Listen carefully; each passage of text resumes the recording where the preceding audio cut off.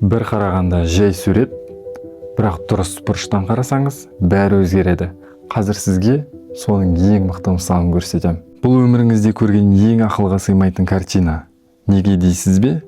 Біріншіден Ганс Гальбейн, екінші соншалықты ұқыпты болған, тіпті мына жігіттің бетіндегі әрбір тал шашын жеке-жеке көруге болады. Сенесіз бе? Ал мына кітапқа қарасаңыз, детализация сондай, оны сөзбе-сөз оқып қана қоймай, әрбір парағын санауға болады. Жақыннан қарағанда жай ғана глобус сияқты көрінетін нәрсе, алыстан қарағанда көзге жағымды жұмсақ шарға айналады. Мұның бәрі сондай дәлдікпен жасалған, тіпті оның дөңгелектігін сезгендей боласың. Едендегі алтын түйіршіктердің қалай жарқырайтынын және мәрмәр өрнектерінің қаншалықты күрделі төселгенін көруге болады. Ал мынау не?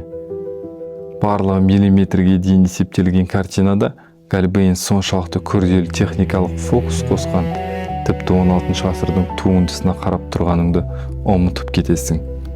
Алдыңғы жақтан қарасаңыз, орынсыз дақ сияқты көрінетін нәрсе шын мәнінде оптикалық иллюзия болып шығады. Егер картина оң жағынан қарасаңыз, мынаны көресіз.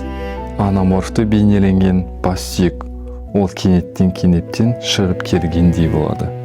Мартин Лютердің камеосы кітап түрінде, жай кітап емес, оның өзі аударған псалтырь. Бір бетінде өсиеттер жыры, екіншісінде киелі рух туралы жыр. Дұрыстап қарасаңыз, шедеврдің жоғарғы сол жақ бұрышында көлеңкей көмескі күміс жылтыр байқалады. Ол біздің назарымызды өзіне тартады. Бұрыштан сығалап тұрған Христос. Ал енді бір сәт ойланып көріңіз.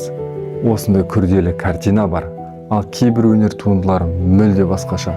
2019 жылы бір суретші қабырғаға банан жабыстырып, оны өнер туындысы деп жариялады. Және ең қызығы, бұл өнер $120 000 сатылды. Сонда өнер деген не? Шеберлік пе? Әлде идея ма?